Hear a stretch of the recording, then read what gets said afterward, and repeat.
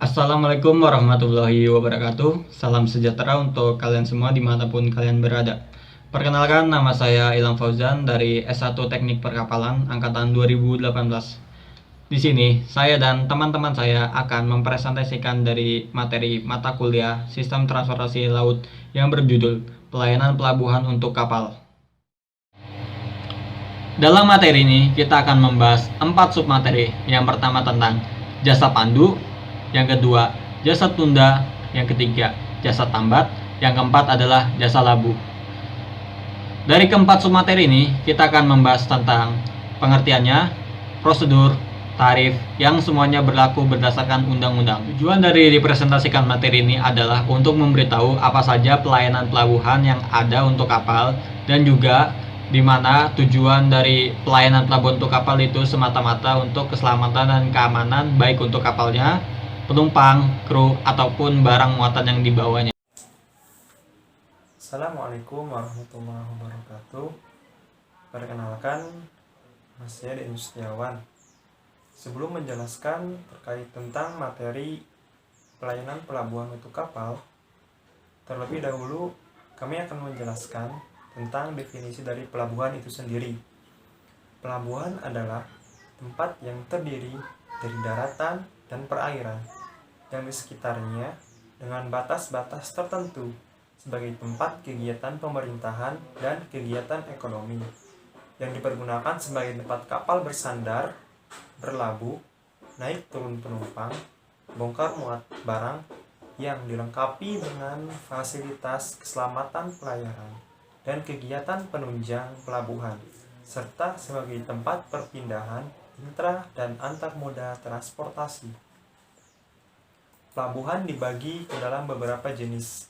Yang pertama adalah pelabuhan umum, yang kedua adalah pelabuhan khusus, yang ketiga adalah pelabuhan penyeberangan, yang keempat pelabuhan laut, yang kelima pelabuhan sungai, dan yang terakhir adalah pelabuhan daratan. Dilihat berdasarkan hierarki dan fungsinya, pelabuhan juga dibagi ke dalam beberapa jenis.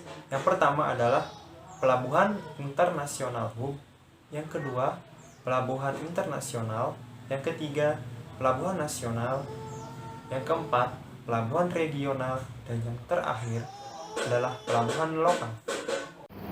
Perkenalkan, nama saya Radifan Rizky Lutfi dari S1 Teknik Perkapalan 2018. Di sini saya akan menjelaskan tentang jasa pandu kapal.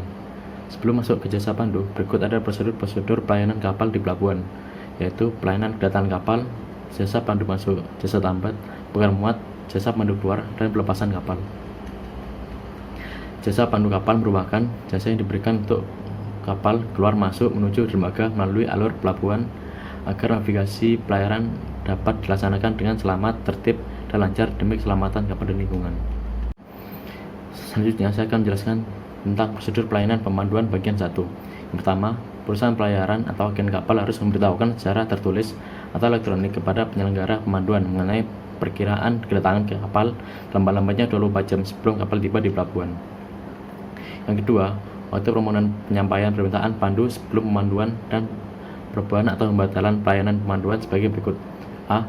Untuk kapal standar permintaan pelayanan pemanduan minimum 3 jam dan untuk perubahan atau pembatalan minimum 2 jam dari waktu permintaan pelayanan. B. Untuk kapal keluar permintaan pelayanan pemanduan minimum 3 jam dan untuk perubahan atau pembatalan minimum 2 jam dari waktu permintaan pelayanan. C. Untuk gerakan tersendiri minimum 3 jam dan untuk permintaan atau pembatalan minimum 2 jam dari waktu permintaan pelayanan. Yang ketiga, permintaan jasa pandu dan tunda diajukan oleh perusahaan pelayanan atau agen kapal dengan memakai formulir dengan kepada loket penyelenggara pemanduan sesuai ketentuan. Dan yang keempat, pelayanan kapal berangkat atau keluar dari pelabuhan, perusahaan pelayaran agen harus mengajukan permintaan pandu ke loket penyelenggara pemanduan disesuaikan dengan ketentuan yang berlaku. Kita lanjut pada penjelasan prosedur jasa pemanduan kapal. Bagaimana sih jasa pemanduan kapal itu? Di sini saya akan menjelaskan tentang beberapa spesifikasi yang termasuk kapal berukuran berapa saja sih yang wajib pandu kayak gitu. Yang pertama yaitu kapal yang berukuran 500 kt atau lebih yang berolah gerak di perairan wajib dipandu, wajib menggunakan jasa pandu. Yang kedua, kapal dengan berukuran panjang 70 meter sampai dengan 100 meter dapat ditunda dengan satu kapal tunda yang mempunyai daya minimal 800 pk. Yang ketiga, kapal yang berukuran panjang lebih dari 100 meter sampai dengan 150 meter dapat ditunda dengan dua kapal tunda dengan daya 1600 pk sampai dengan 3400 pk. Yang keempat, kapal dengan ukuran lebih dari 150 meter sampai 200 meter dapat ditunda dengan dua kapal tunda dengan daya yang berdaya yaitu 3400 sampai 5000 pk. Kemudian yang terakhir, kapal yang berukuran lebih dari 200 meter sampai 300 meter dapat ditunda dengan 3 kapal tunda dengan daya minimal 5000 sampai 10000 pk. Hal tersebut adalah contoh prosedur pelayanan jasa pemanduan kapal yang termasuk apa sih yang kategori kapal apa saja sih yang yang wajib pandu kayak gitu. Kemudian kita lanjut ke prosedur pelayanan pemanduan. Selanjutnya kita lanjut pada urutan prioritas, bahwa di dalam jasa pemanduan kapal juga ada suatu prioritas ataupun urgensitas dalam kondisi apa saja sih yang harus didahulukan. Yang pertama yaitu urutan prioritas pelayanan kapal keluar atau masuk disesuaikan dengan perencanaan penyelenggaraan pemanduan yang lebih dahulu kapal pertama datang dan meminta pelayanan pandu. Jadi artinya adalah bahwa pelayanan pemandu ini prioritasnya tergantung dari kapal mana sih yang terlebih dahulu masuk ke pelabuhan, dan hal tersebut harus didahulukan. Misal ada dua kapal, terus yang kapal satu udah datang duluan, terus yang satunya baru datang. Jadi yang harus didahulukan itu yang datang terlebih dahulu. Jadi seperti itu. Kemudian yang kedua, pelayanan pemanduan dilaksanakan dengan kapal yang akan diberangkatkan didahulukan dari kapal yang akan masuk. Jadi dari poin yang kedua ini artinya pelayanan pemanduan ini mendahulukan kapal yang akan berangkat ketimbang kapal yang akan masuk. Jadi misal ada kapal yang bersandar dan akan berangkat gitu, diberangkatkan. Terus kemudian ada kapal juga yang akan masuk. Nah, ini dua hal ini mana sih yang harus diprioritaskan? Yang harus diprioritaskan menurut kajian ataupun menurut buku yang kami baca juga, bahwa yang harus diprioritaskan adalah kapal yang mau diberangkatkan terlebih dahulu. Kemudian yang ketiga yaitu pelayanan pemanduan dilaksanakan dalam kondisi dan cuaca aman. Cuaca aman yang seperti apa sih? Yang pertama yang termasuk dengan kategori cuaca aman yaitu kecepatan angin kurang dari 20 knot, terus khusus di Pelabuhan Banten, Ciwandan kecepatan arus kurang dari 4 knot. Kemudian apalagi sih, yaitu tinggi gelombang kurang dari 2 meter. Seperti itu. Sekarang kita masuk pada urutan prioritas kapal masuk gitu. Urutannya seperti apa sih? Kapal apa yang harus diprioritaskan seperti itu? Yang pertama, prioritas sesuai dengan prioritas. Yang pertama yang harus prioritasnya terlebih dahulu adalah kapal penumpang. Terus kemudian ada kapal pengangkut BBM ataupun tanker. Kemudian ada kapal pengangkut kontainer, kapal pengangkut hewan atau ternak. Terus kemudian ada kapal-kapal yang membawa 9 bahan pokok. Terus yang terakhir yaitu baru kapal perang. Jadi demikian urutan-urutan prioritasnya.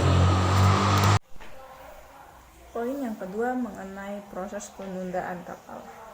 Dalam melakukan proses penundaan kapal dilakukan oleh kapal khusus yang kita kenal dengan nama kapal takbut atau kapal tunda.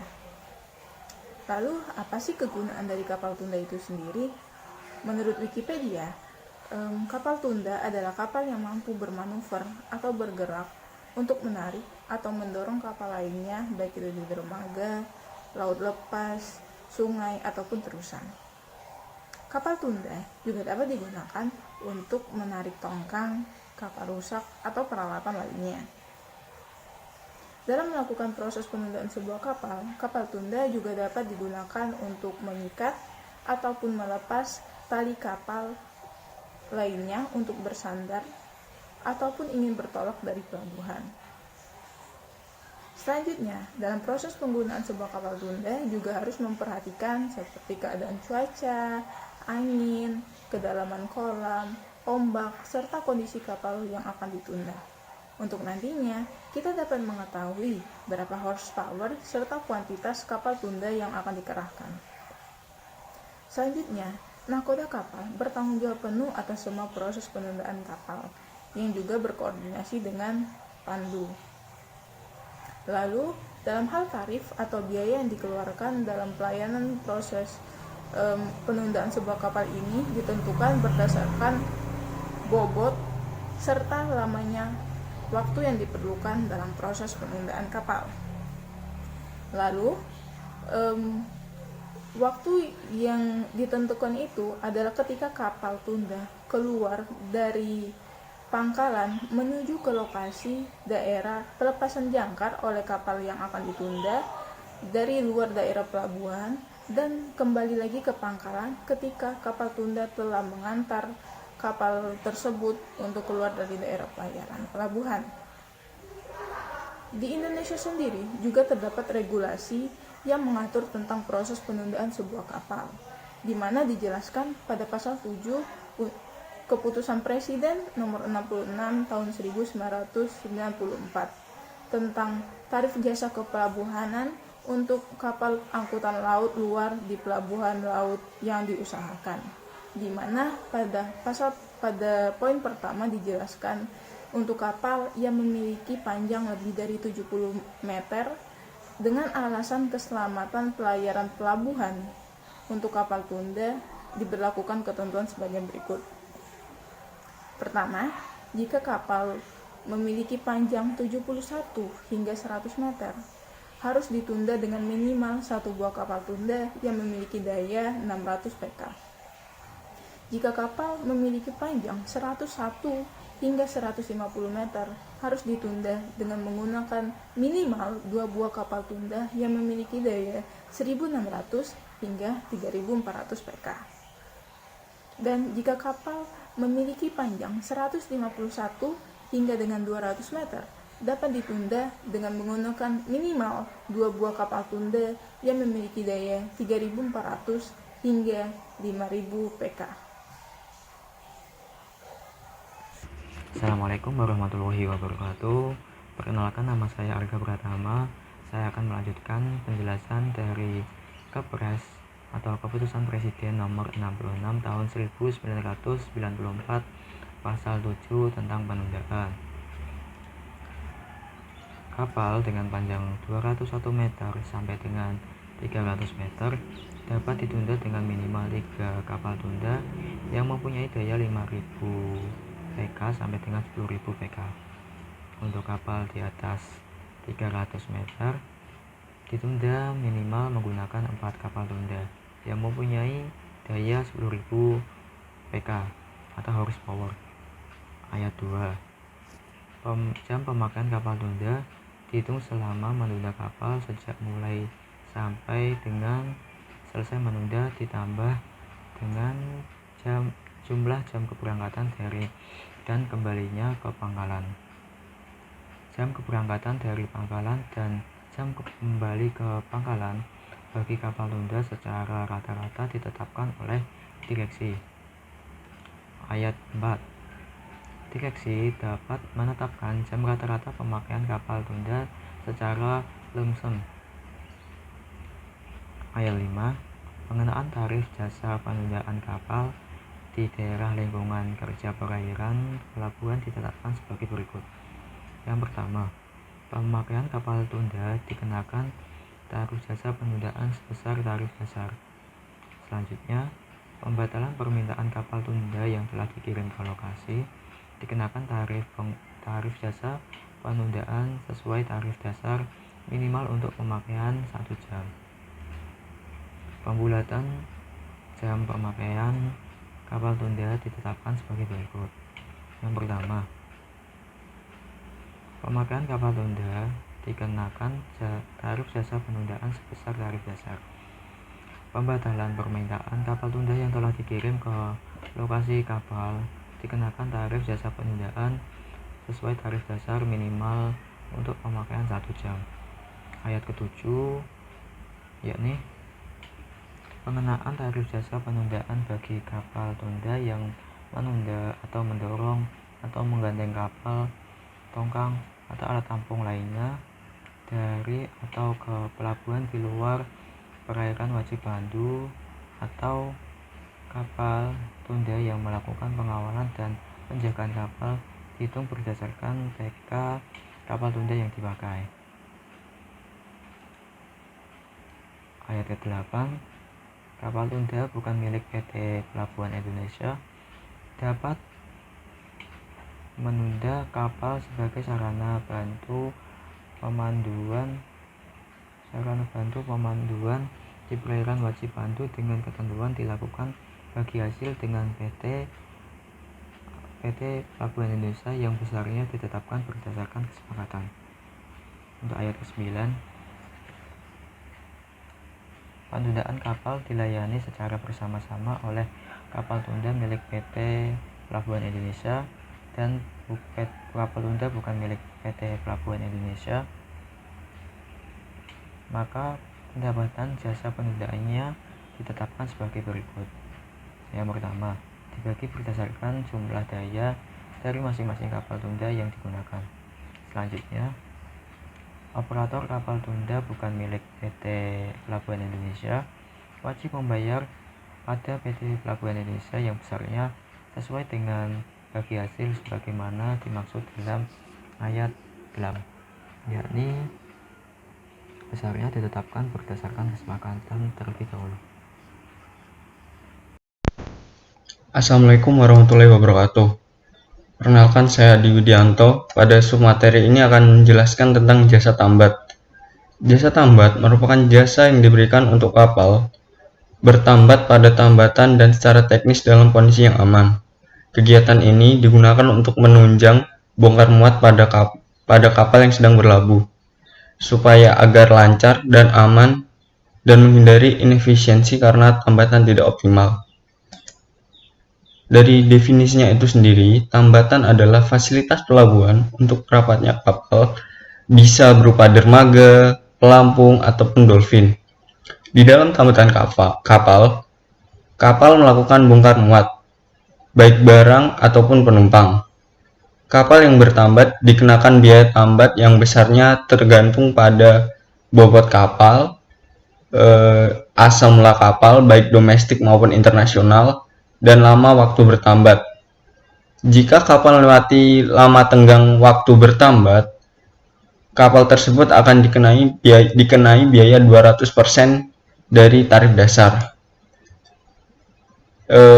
Jasa tambat ini sendiri mempunyai payung hukum yang jelas, antara lain Undang-Undang RI Nomor 17 Tahun 2008 tentang pelayaran, Undang-Undang RI Nomor 25 Tahun 2009 tentang pelayanan publik, Peraturan Presiden Republik Indonesia Nomor 97 Tahun 2014 tentang penyelenggaraan pelayanan terpadu satu pintu, dan PP Nomor 75 Tahun 2015 tentang jenis dan tarif atas jenis penerimaan negara bukan pajak yang berlaku pada KKP.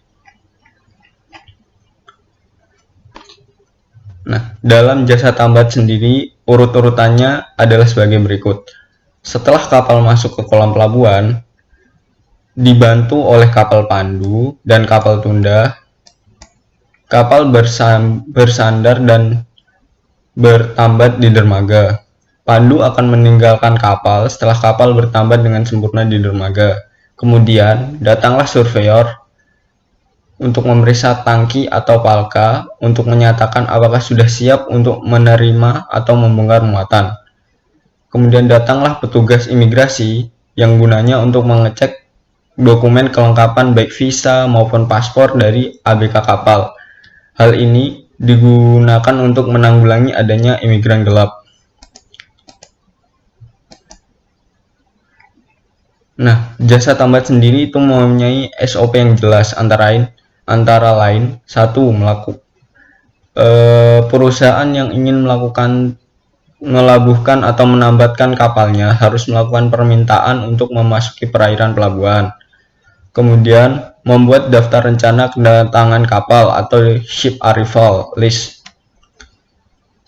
Lalu selambat-lambatnya 1x24 jam sebelum kapal tiba di pelabuhan, perusahaan dari kapal tersebut harus menyampaikan pemberitahuan kedatangan kapal atau PKK dengan dilampiri 1. Rencana pola traik RPT, 2. Pemberitahuan keagenan kapal khusus untuk kapal berbendera asing, 3. Pemberitahuan pengoperasian kapal milik untuk kapal berbendera RI yang ke atau dari luar negeri. Kemudian surat penunjukan keagenan atau agency agreement dari owner atau general agent. Selanjutnya ship partikular, cargo manifest bongkar, memorandum kedatangan atau keberangkatan kapal, dan dokumen-dokumen lain dari instansi terkait untuk muatan tertentu. Cukup sekian submateri dari jasa tambat, kemudian akan dilanjutkan oleh rekan saya. Terima kasih. Assalamualaikum warahmatullahi wabarakatuh. Perkenalkan, nama saya Karindra Alifardana. Saya akan mempresentasikan slide ke-28 sampai 33. Yang pertama mengenai pelayanan labuh tambat kapal. Sebelum kapal tambat di dermaga, terlebih dahulu menunggu pelayanan, antara lain pelayanan pandu, tunda, dan sebagian besar menunggu tambatan, serta menunggu perintah agen pelayaran agar kapal tersebut dilabuhkan terlebih dahulu sebelum kapal sandar.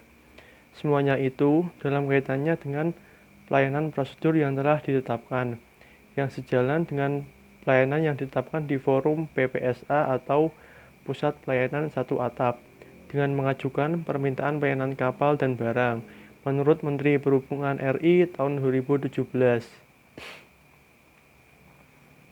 Selanjutnya mengenai formulir atau nota pembayaran jasa labuh tambat dengan diterbitkannya Pranota 2A2, yaitu pranota yang dikeluarkan dari Divisi Pemanduan dan Penundaan yang diteruskan ke Divisi Komersial untuk dicetak nota tagihannya yang harus dibayar oleh si pengguna jasa tersebut. Dasar perhitungannya sebagai berikut. Yang pertama mengenai perhitungan jasa labuh. Rumusnya yaitu GT kapal kali tarif kali kunjungan, di mana satu kunjungan itu terdiri dari 1 sampai 10 hari. Yang kedua yaitu perhitungan jasa tambat. Perhitungan tarif jasa tambat berdasarkan jam kapal sandar, yaitu jam lepas tali keluar kapal atau last line sampai jam lepas tali kapal sandar atau first line. Nanti dihitung dalam sekian etmal, di mana satu etmalnya itu 24 jam. Dengan rumus GT kapal dikalikan etmal dikalikan tarif.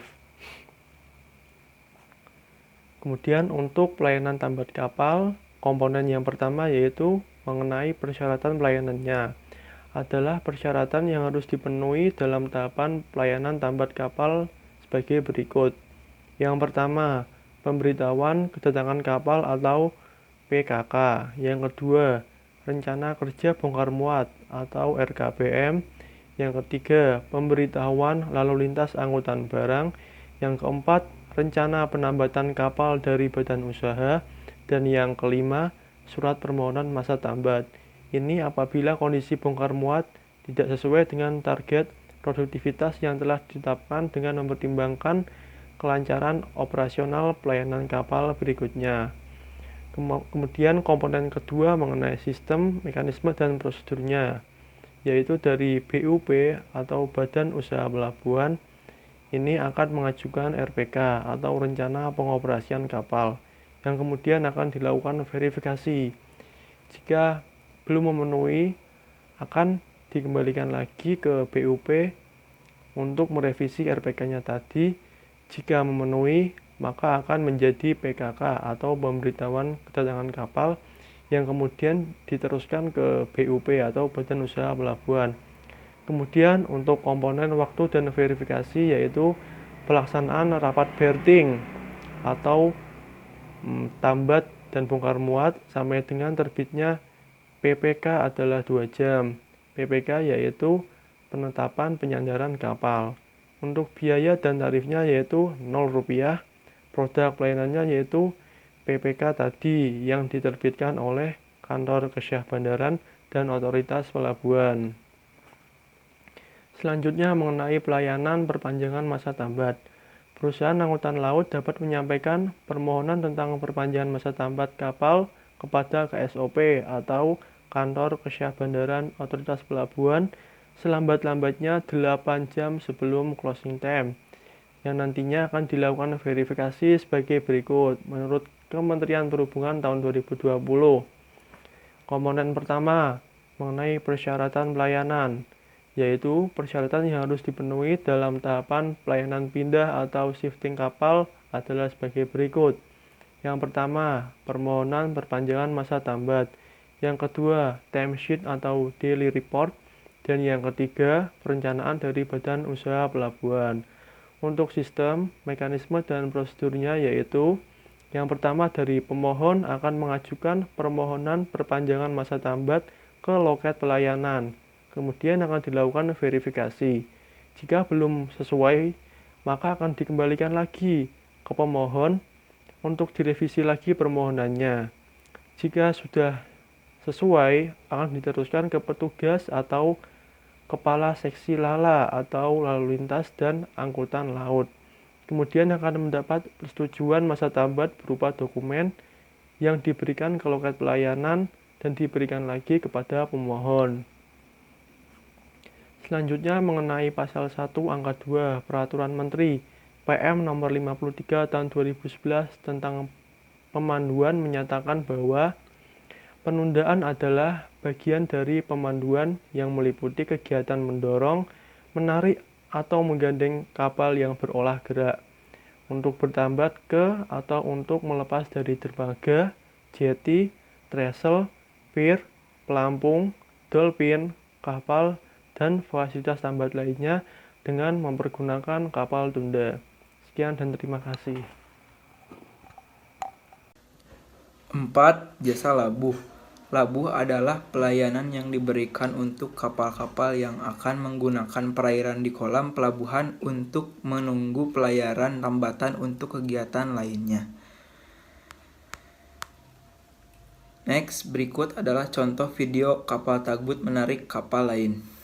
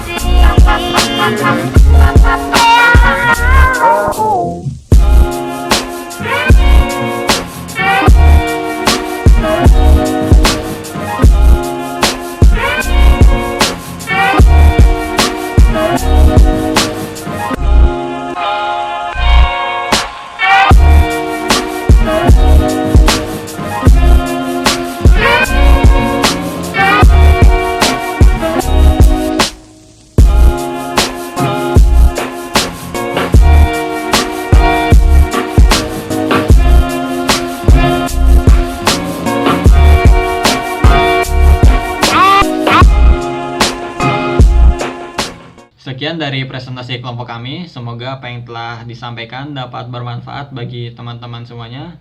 Terima kasih juga telah menonton video ini, dan kami mohon maaf sebesar-besarnya apabila ada kesalahan dalam penyampaian materi. Terima kasih. Wassalamualaikum warahmatullahi wabarakatuh.